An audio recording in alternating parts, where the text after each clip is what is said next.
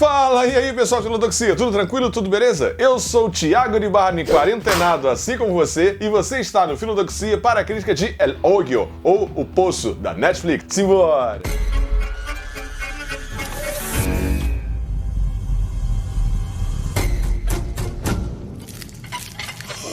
Isso é nojento. Tem muito mais gente lá embaixo? E aqui você já sabe, eu já vou pedindo logo, deixa o seu like maroto, se inscreve no canal, caso ainda não tenha se inscrito, deixa o comentário no final, ativa o sininho para receber as notificações e, agora sim, bora começar! Lembrando que essa crítica contém spoiler. Antes de tudo e mais nada, obrigado Netflix, obrigado, viu? Você parou de comprar aqueles filmes Bs americanos e foi atrás de filmes vencedores de prêmios independentes, como é o caso desse maravilhoso El Hoyo, ou O Poço. Eu não traduziria como O Poço, eu traduziria como O Fosso, dá mais a ideia. Não sei, enfim. A direção é muito boa, junto com o roteiro que é trabalhado aí de um texto original para o teatro, salvo engano de 3 a 4 anos de trabalho para trazer esse roteiro de teatro para o cinema. É evidente essa questão dessa adaptação, foram construídos ali 2 andares somente para você poder fazer o filme. É um filme que tem uma dinâmica teatral, mas ao mesmo tempo tem um bom valor de produção, tem uma boa cinematografia, um bom elenco, um bom texto, então não é um teatro filmado, o filme não se reduz a isso e tem muitas camadas. Então antes de a gente propriamente começar, eu queria dizer o que o filme me evocou, o que o filme me lembrou. Me lembrou um pouco o Elysium com Matt Damon, essa questão da luta de classes, da ascensão, de uma divisão entre indivíduos e o que são os recursos utilizados. Então Elysium é uma primeira reminiscência, uma primeira lembrança, assim como Jogos Mortais, me lembrou muito os clássicos originais lá da trilogia de Jogos Mortais. O filme também dirigido pelo premiado diretor de Parasita, Bong Joon-ho, não lembro se é isso mesmo. Eu tô orgulhoso de mim! Snowpiercer, ou O Expresso da Manhã, que lembra também essa dinâmica. Mas o filme não se reduz a isso. O filme é muito mais do que apenas luta de classes. O filme é muito mais do que apenas a questão de comunismo, capitalismo. E vamos discutir aí o que seria esse filme na minha perspectiva, na minha visão. Lembrando que se você teve outra leitura, coloca aí nos comentários no final, beleza? Então bora lá. Vamos começar aí falando pelo ambiente, pela metodologia, pelas regras que o filme estabelece. A questão de você ter, ao passar de cada 30 dias, aparentemente, não dá pra gente confiar, mas aparentemente a partir de 30 dias você tem essa mudança de período ou a mudança de andar e supostamente todos deveriam conhecer mais ou menos, pelo menos as 3 instâncias ali. Nessa noção de 3 instâncias, do andar 48 até o andar 202, até o 6º andar, mais ou menos, que o nosso Goreng passa pelo poço, você tem uma noção aí que evoca a literatura fortemente, como a gente bem viu, que é a questão do Dom Quixote, desse herói romântico. O próprio ator tem essa feição quixotesca e ao mesmo tempo do Jesus cristão,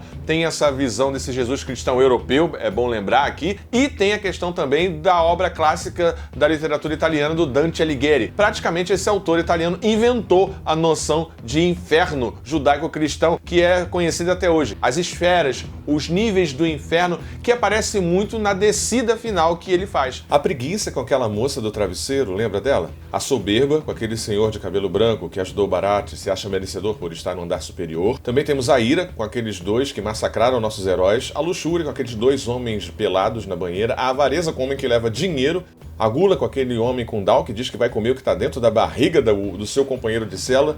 E por fim, a inveja que está por toda parte, na medida em que todos desejam aquilo que os que estão no nível superior possuem.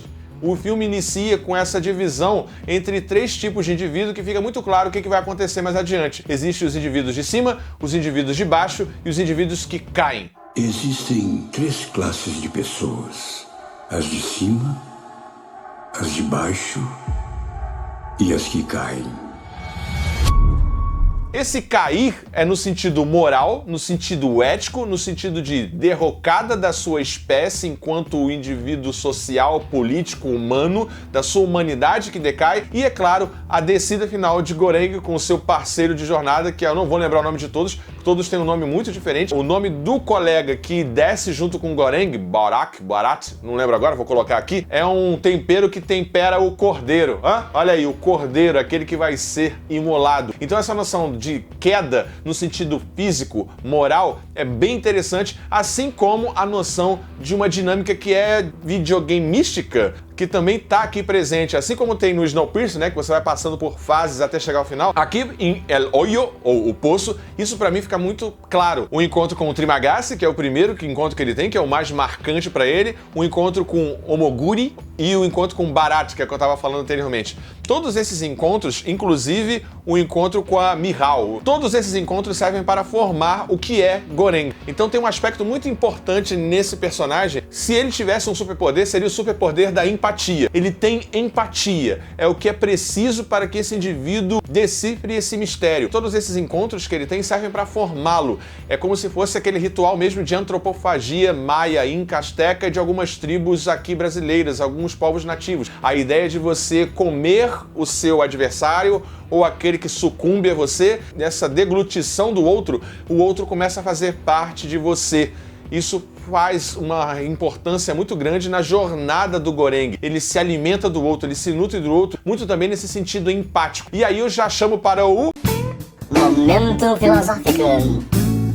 Nossa, aqui no Momento Filosófico eu poderia chamar vários filósofos, vários pensadores da psicanálise, da psicologia, da própria filosofia, da sociologia, mas eu queria chamar primeiro aquele clã famoso dos contratualistas. Os contratualistas incluem ali Hobbes, Rousseau e o próprio Locke no sentido do liberalismo, que antes de pensar um indivíduo em sociedade, pensa o indivíduo antes da sua natureza social, da sua natureza civil. Então aqui você tem basicamente a noção de embate clássico e às vezes até superficializado, que é um embate entre Hobbes e Rousseau. Hobbes com a noção de homem, lobo do homem, e Rousseau com o homem nasce bom e a sociedade que o corrompe. É mais ou menos esse embate. O Goreng chega bom, o Goreng chega com a ideia de dividir a comida, de uma solidariedade espontânea. Ele chega com essa ideia russominiana, do bom selvagem, mas ao mesmo tempo o Poço começa a mostrar para ele, ou fazer emergir, o pior de sua natureza, que aí vem Hobbes com a ideia de homem, lobo do homem. Essa noção de que você tem uma natureza humana que deve ser testada é muito interessante se você pensar na noção do Poço ou dessa prisão como uma espécie de purgatório judaico-cristão. E se a entrevista que ele fez lá no início foi um processo seletivo para ele ir direto para o céu, ele não conseguiu, teve que passar pelo purgatório para poder se provar. É uma possibilidade, um teste para a natureza humana. E nesse contexto, a visão dos contratualistas ela fica bastante evidente aqui do que seria essa natureza humana. E também da filosofia, eu gostaria de chamar assim a ética de Levinas, a ética da alteridade, do olhar do outro. Eu me vejo nos olhos do outro, eu me sinto na pele do outro. E é, como eu disse anteriormente, o superpoder do Goreng. Mesmo no conflito, ele consegue de alguma forma perceber e acessar o outro. E ao mesmo tempo ele consegue pegar o que há de melhor no outro para fazer essa antropofagia e se tornar um guerreiro, se tornar um herói mais forte. E ainda mais ou menos nessa visão de ética e moral dentro da filosofia, nós temos aqui basicamente três visões clássicas de filosofia. A ética da virtude, que é a ética aristotélica, a ética do justo meio, onde haveria virtudes dentro do indivíduo, dentro da espécie humana, e que o correto seria agir no justo meio. Por exemplo, o justo meio seria a coragem, o excesso de coragem seria uma temeridade e a falta de coragem seria a covardia. Então a ética da virtude trabalha com a noção de que haveria certos valores éticos inerentes à natureza humana. A ética da virtude seria uma forma ética. A segunda ética seria a ética determinista, ou seja, não haveria nada que nós pudéssemos fazer para mudar aquilo que somos ou o jogo que está estabelecido. Um paralelo aí dessa ética determinista seria o consequencialismo, ou seja, o que importa, o valor da minha ação ética está na consequência do meu ato. Então, na ética consequencialista, não importa o meio, mas importa o fim. E é isso que fica claro na descida do Goreng, quando eles matam as pessoas, quando eles açoitam as pessoas, esfolam as pessoas, mas o que importa é o fim. A nobreza da ação moral está no fim, não importa muito o meio, então ela é uma ética consequencialista. Dentro da ética consequencialista está ali, por exemplo, o utilitarismo, o pragmatismo. E por fim teria a ética kantiana, que é a ética da deontologia, a ética deontológica, ou seja, a ética do dever. Se você tem uma dúvida se a sua ação é moral, se a sua ação é ética, passa pelo filtro ali dos três verbos. Quais são os verbos? Não sei. Eu quero, eu posso, eu devo. Eu quero comprar mais álcool gel, mais papel higiênico. Eu posso comprar mais álcool gel, mais papel higiênico e fazer o meu estoque. Eu devo fazer isso? Não. Essa é a questão da ética do dever, da ética deontológica que está presente aí nessa jornada que o Poço traz pra gente de uma forma brilhante. Bom, pra finalizar, que eu já estou me estendendo muito, vamos aí a algumas curiosidades que talvez você já tenha ouvido falar. E aí a gente vai para as metáforas, analogias mais bíblicas, como a gente já vem fazendo ao longo desse vídeo. Eu pensei numa coisa que, não sei, me pareceu interessante. Ele faz uma entrevista, né, vocês devem lembrar disso, que o caramujo, o caracol, o escargot é o prato preferido dele, e toda a cozinha, todo o prato que é feito lá em cima, é preparado um banquete. E se lá em cima, e se o banquete, se esse grande sommelier, esse grande chefe, como se fosse uma figura de Deus, como se fosse uma figura do Éden. Deus prepara para a humanidade um banquete e serve para todos os seus filhos e filhas tudo aquilo que eles mais amam, que eles mais adoram. Deixa que eles levem o objeto que eles mais gostam, que eles mais desejam.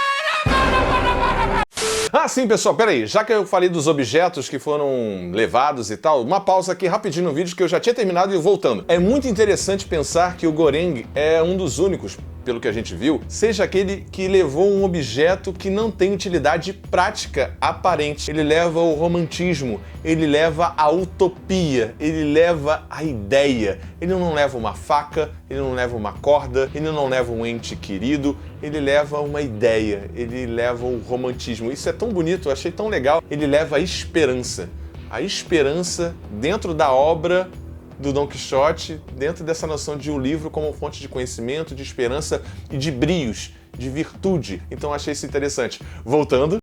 E nesse banquete, nessa refeição, você tem ali tudo que é necessário para você viver. Mas a gente, de modo irrefletido, de modo desmedido, fazemos o que fazemos, como é o caso na pandemia do coronavírus, etc. Como a gente tem o caso de empresários inescrupulosos no Brasil e no mundo, pensando mais na economia do que pensando em pessoas. Vale mais morrer 7 mil, 10 mil pessoas do que os velhinhos e a favela, e não vai morrer gente inescrupulosa, gente do andar de cima, gente que pisa, gente que caga, gente que mija na cabeça de quem está de baixo. Roberto Justo.